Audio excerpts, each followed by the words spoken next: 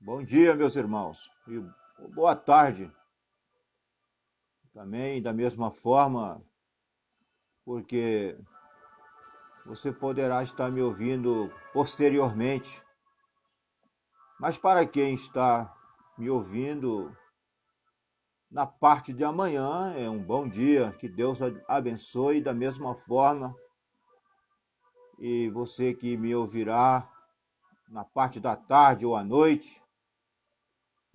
Então, da mesma forma, boa tarde, boa noite, que Deus abençoe a todos. Hebreus capítulo 10, versículo 1, está escrito: Porque tendo a lei a sombra dos bens futuros, e não a imagem exata das coisas, nunca pelos mesmos sacrifícios que continuamente se oferece cada ano, pode aperfeiçoar os que a eles chegam. Livro de Hebreus, capítulo 10, apenas este versículo para a nossa meditação desta singela e pequena mensagem, porque o que importa é que você, meu irmão, irmã, amigo, ouvinte, seja abençoado. E o que eu rogo a Deus é que eu seja uma instrumentalidade nas mãos de Deus para a edificação do corpo de Cristo.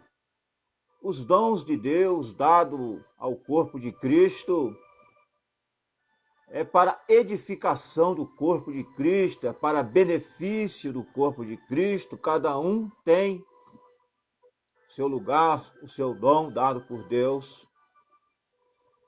porque é Deus que opera em nós, tanto querer como efetuar segundo a sua boa vontade, a sua perfeita vontade. Então, este livro de Hebreus, ele foi escrito de acordo com o que o profeta de Deus nos ensina pelo apóstolo Paulo. Lógico que foi inspirado pelo Espírito Santo. Os apóstolos de Deus falaram inspirado pelo Espírito Santo. Os apóstolos, os profetas, todos os ministros que Deus levantou e tem levantado, com toda certeza, eles falaram e falam inspirado pelo Espírito Santo. Agora, o livro de Hebreus é a divisão entre a lei e a graça. Quantos sabem que vivemos pela graça? Nós sabemos. E não, nós não vivemos mais pela lei de Moisés, não. Creio que o escritor, ninguém sabe exatamente, mas parece tanto ser Paulo, o apóstolo Paulo.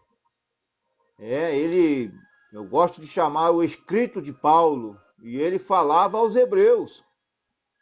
E este mesmo evangelho está falando conosco.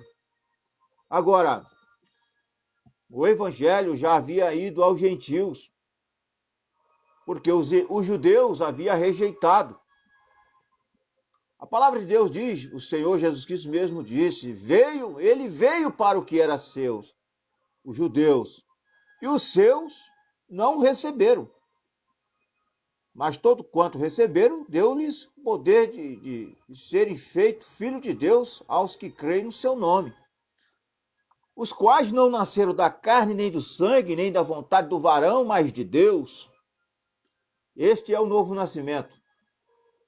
É o que estamos necessitando.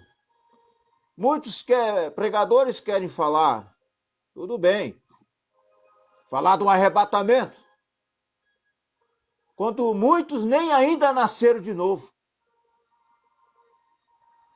Então, como podemos falar de tais eventos, um evento é importante, que está, na verdade, para acontecer. Mas o que necessitamos é pregar a palavra de Deus, principalmente o novo nascimento, para que assim o povo possa estar no caminho correto. Sem o novo nascimento, você nem ainda está no caminho. Você pode, se você está na etapa da justificação, você simplesmente está em processo de entrar pelo caminho verdadeiro. Verdadeiro caminho que é o Senhor Jesus Cristo, é claro. Ele mesmo disse, eu sou o caminho, a verdade e a vida. Mas Deus, Ele nos traçou para nós os processos estabelecidos na sua palavra para que assim possamos estar verdadeiramente no caminho verdadeiro, que é através do novo nascimento, mediante o arrependimento, a justificação pela fé, a santificação pelo sangue, sendo gerado pela palavra da verdade e sendo batizado com o Espírito Santo. Aí você está, aí nós estamos no caminho, no centro do caminho, desde que obedecemos a palavra de Deus. Mediante a obediência à palavra do Senhor. Mas necessariamente se faz necessário uma transformação. Temos que ser transformados. Temos que sofrer uma mudança. Temos que nos despojar do velho homem e da velha mulher. Então, porque muitos estão estacionados, irmãos, nos primeiros rudimentos. Muitos estão estacionados na justificação, outros estão parados na santificação. Então, como vamos falar de arrebatamento para um povo que ainda nem nasceram de novo, nunca sofreram a transformação, nunca foram transformados pelo poder da regeneração do Espírito Santo? O profeta nos ensina que quase não se falam mais do novo nascimento. Inclusive, quando ele pregou uma mensagem, ele disse, eu levo a crer que até o tabernáculo Blana está com medo do novo nascimento. Isso ele disse na mensagem. Eu não me recordo agora o título, mas eu tenho certeza que o profeta pregou esta mensagem e ele disse que até mesmo o tabernáculo Blana estava com medo do novo nascimento. E hoje, da mesma forma, muitos são bons membros de igreja, bons membros de grupos, mas nunca nasceram de novo. Porque a justificação pela fé, meu irmão e irmã, tira você do mundo. Mas não tira o mundanismo de você nem de ninguém. É a etapa da santificação. Mediante uma total obediência à palavra de Deus, que o mundanismo é tirado de você, de nós. E assim você possa estar apto para receber o batismo do Espírito Santo. Então você está verdadeiramente apto para estar no centro do caminho. Agora, continuando aqui, Paulo escrevia aos hebreus, pois muitos deles queriam voltar a estar debaixo da lei, guardar a lei e ainda crer em Cristo.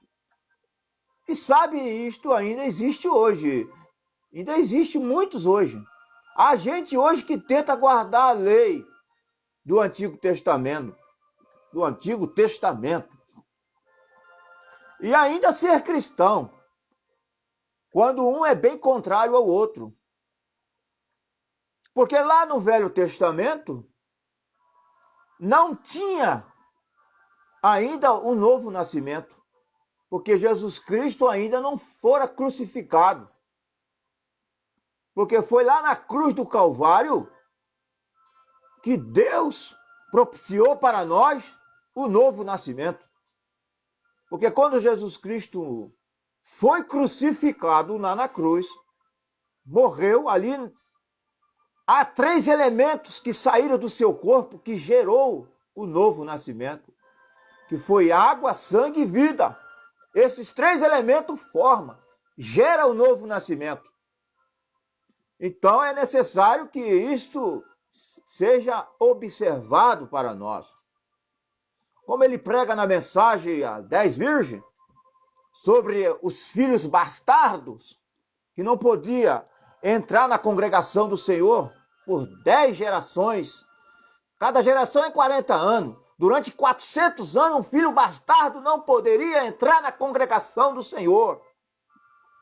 Mas ele diz que no Novo Testamento, isto não é bem assim. Por quê? Porque no Novo Testamento, nós temos algo muito mais, que vai muito além da lei, que foi o Senhor Jesus Cristo ali crucificado, morreu, ressuscitou, e nos trouxe para nós um evangelho que tem poder para transformar-nos de uma nova criatura. Então, e no Velho Testamento ainda não tinha este evangelho do novo nascimento. Só depois do sacrifício do Calvário. Agora, se você cumpre uma parte da lei, você tem que cumpri-la toda. Sois obrigados, diz a Bíblia, a guardar toda a lei. Assim, se cumprir parte dela, então, se guardar a lei como sacrifício, e sábados, e obrigações, e o comer, e o lavar, e assim por diante, debaixo da lei. Mas não estamos debaixo da lei agora. Estas coisas foram tiradas. Agora estamos debaixo da graça, a graça de Deus. A graça do Senhor é superabundante. Porque a lei veio para um propósito, para mostrar que o homem, a mulher, é pecador. E que a lei a nenhuma coisa aperfeiçoou. Você jamais será aperfeiçoado pela lei. Ninguém. Mas a graça tem poder. A graça tem poder para te livrar de todo pecado e fazer de você uma nova criatura em Cristo. Mas não estamos debaixo da lei agora, estamos debaixo da graça, e o apóstolo Paulo estava tentando mostrar que a lei era uma sombra. No princípio, aqui vemos, porque tendo a lei a sombra dos bens futuros, e não a imagem exata das coisas, nunca pelos mesmos sacrifícios que continuamente se oferece cada ano, pode aperfeiçoar ao que a ele se chega. Agora, não podemos fazer da graça de Deus uma desgraça. Pecar voluntariamente. Não. A Bíblia diz que aqueles que, depois de termos tendo o conhecimento da verdade, se nós pecarmos voluntariamente, já não resta mais nenhum sacrifício pelos pecados. Mais uma certa expectação horrível de ardor de fogo que há de devorar os adversários. Então você, meu irmão e irmã, que já tem o conhecimento da verdade, você não pode pecar voluntariamente, descrer da palavra de Deus voluntariamente, se você já tem o conhecimento da verdade. Agora, é bom ter o conhecimento da verdade, é muito bom, é ótimo. Mas isso ainda não é tudo. Você tem que receber a verdade, não ter apenas o conhecimento da verdade, mas recebê-la. Recebê-la em seu coração, crer em seu coração esta verdade de Deus. Ó, que coisa, isso não daria um sermão aí mesmo? Está vendo? A lei era uma sombra das coisas futuras. É necessário que a graça de Deus possa estar em nossos corações sendo aceita. Que a graça de Deus tem poder para nos transformar. A cada um de nós. A Bíblia, a palavra de Deus, o Senhor Jesus Cristo, ele disse: Deus amou o mundo de tal maneira que deu seu Filho unigênito para que todo aquele que crê não pereça, mas tenha vida eterna. Agora, vamos mudar para cá só um minuto. Virem comigo. Creio que é o Apocalipse, capítulo 12. Vamos entrar só um minuto aqui, um momento, para ver se conseguimos algumas coisinhas boas aqui para começarmos a pensar em sombras. Vamos ler de novo aqui Apocalipse, Apocalipse 12, eu creio. E viu-se um grande sinal no céu, uma mulher. O que a mulher representa na Bíblia? A igreja. Uma mulher vestida de sol. Esta era a vestimenta que estava usando. Veja. Então a lua debaixo de seus pés. E uma coroa e 12 estrelas sobre a sua cabeça. E estava grávida e com dores de parto e gritava com ânsia de dar à luz. Notem, uma mulher apareceu nos céus na visão de João, o revelador. Ela estava vestida do sol, e a lua estava debaixo dos seus pés, e ela tinha 12 estrelas em sua coroa. Agora, o que isto simboliza? Visões são símbolos. Agora, a mulher é a igreja, representa a igreja. E a igreja a lua estava debaixo dos seus pés, em outras palavras, ainda estava brilhando, mas ela estava em cima dela. Por quê? Porque ela já estava na condição de dar à luz a um filho. Ela estava com dores de parto e a lua passava e o sol estava brilhando agora, a lua. O que a forma da luz, da lua, é o sol brilhando nela. A claridade da lua é o sol que está refletindo nela. Porque a lua não tem luz própria, como a igreja da mesma forma não tem luz própria, se necessita do sol sobre nós para que possamos refletir a luz. O sol representa Cristo, a lua representa a igreja, ela é só uma sombra, a lua do sol. A lua é uma sombra, só uma sombra do sol. E, portanto, a lua tinha vivido o resto do seu dia e o sol estava nascendo. A mulher não estava vestida da lua, ela estava vestida do sol. Foi a igreja do Evangelho surgindo, a velha igreja ortodoxa.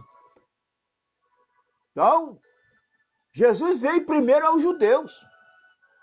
Isso está escrito na palavra de Deus. E não aos gentios. Ele deu aos seus discípulos a comissão de irem a não irem a nenhum gentios. Ele disse: veio para o que era seu, os seus não o receberam. Ele disse: quando lhes deu a comissão, você pode ler isso em São Mateus capítulo 10, ele disse: não irei pelo caminho da gente, das nações, mas ir diante das ovelhas perdidas de Israel, e indo pregar o evangelho, dizendo que é chegado o reino dos céus. Não irei pelos caminhos da cidade de Samaria ou por qualquer outro resto do caminho, mas ide primeiro as ovelhas perdidas de Israel. Porque aqui ainda o Senhor Jesus Cristo estava ali tratando com os judeus.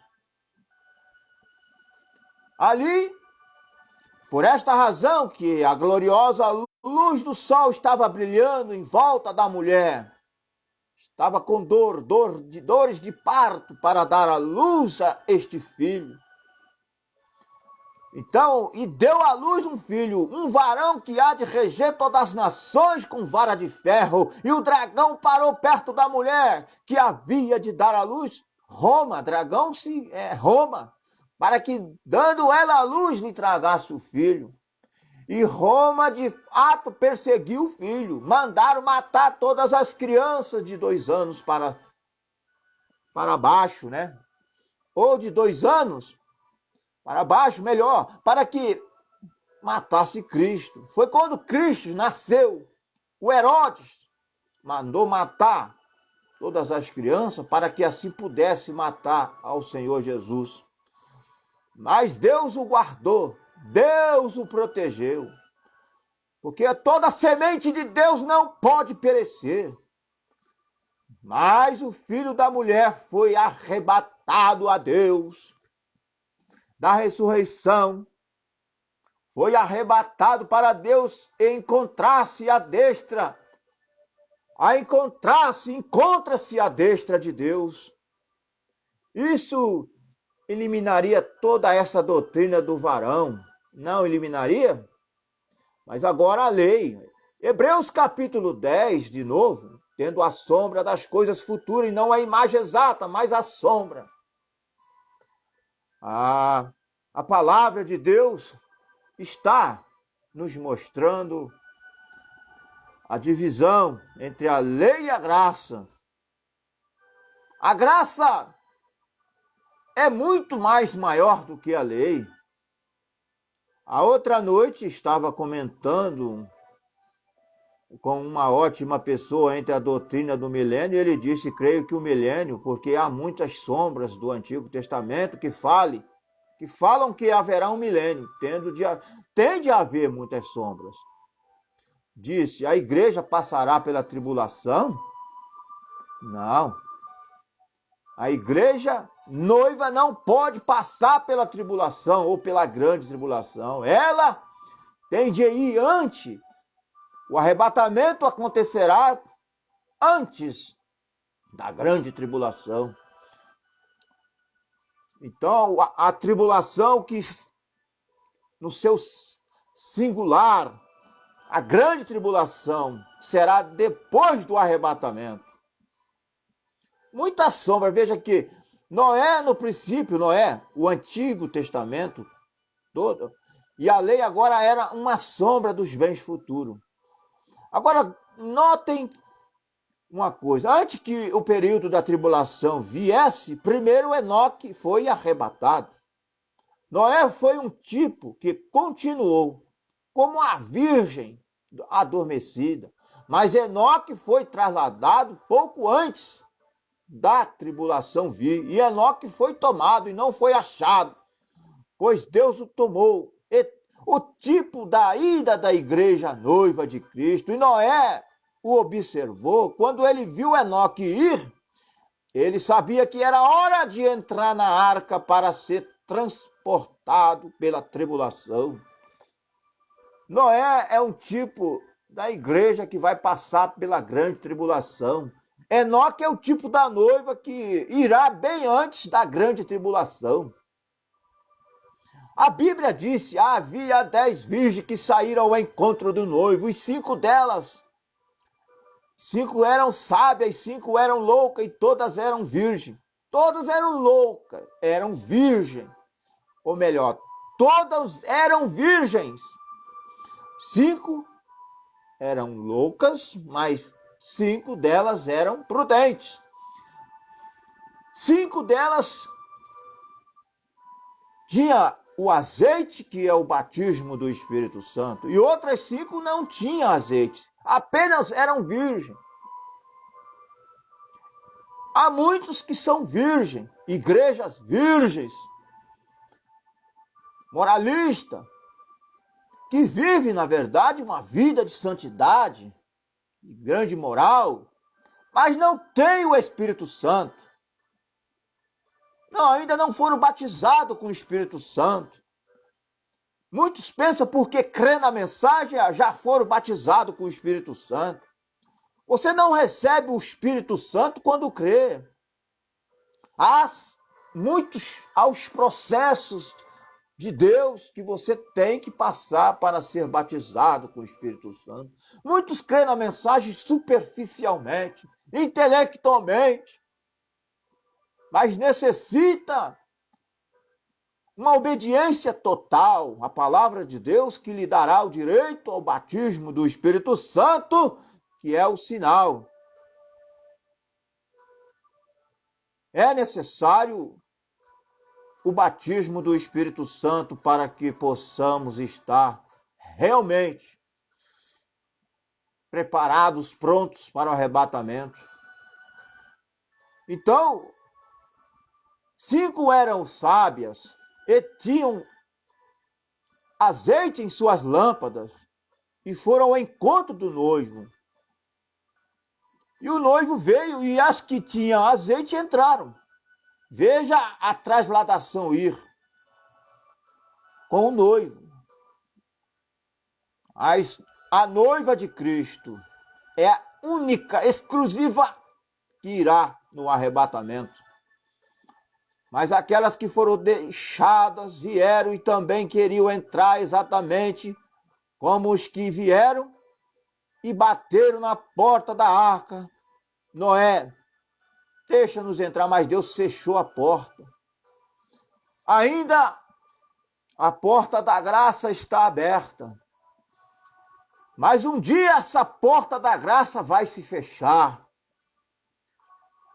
E o juízo de Deus cairá sobre esta humanidade que tem rejeitado a mensagem precursora da segunda vinda de Cristo. A mensagem de Deus que nos prepara, o que nos leva de fato ao arrebatamento. Não é nada mais do que a Bíblia revelada. A mensagem é a Bíblia revelada. É a revelação da Bíblia. A porta da graça ainda está aberta. Mas quando a misericórdia de Deus é rejeitada, só resta uma coisa: juízo para aqueles que a têm rejeitado. Então é necessário que abracemos, recebemos esta graça, recebemos a mensagem de Deus. E a misericórdia de Deus é seguir o profeta de Deus, obedecer ao que o profeta de Deus tem nos ensinado nas suas mensagens. É necessário tudo que o profeta de Deus nos deixou nas fitas, nas literaturas, ser recebida, não apenas no papel.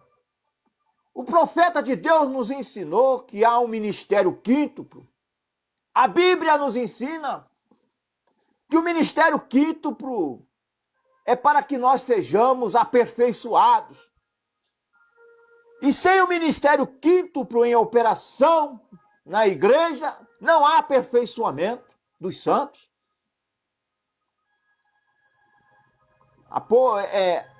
Efésios capítulo 4, versículo 11 está. Lê ali no versículo 11, a partir do versículo 12, 13, vai lendo, querendo o aperfeiçoamento dos santos.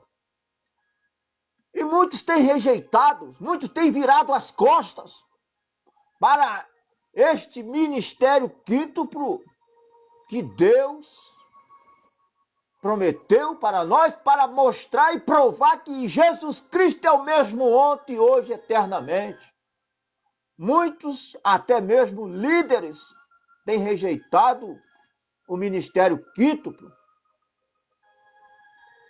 Então, como vamos estar prontos, preparados para o arrebatamento, se não estamos recebendo a mensagem de Deus na sua totalidade? Porque é necessário que a mensagem de Deus seja crida, recebida em sua totalidade.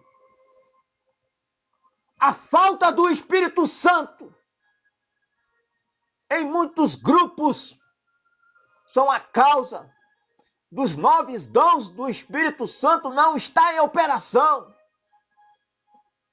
Porque o Espírito Santo é o doador dos dons espirituais. O profeta orou para que a igreja não ficasse em escassez dos dons espirituais. Então busquemos ao Espírito Santo, ao batismo do Espírito Santo. E este Espírito Santo contém 9 dons espirituais. para o aperfeiçoamento do corpo de Cristo, para a edificação do corpo de Cristo. Então, que Deus possa te abençoar, meu irmão, em nome de Jesus Cristo.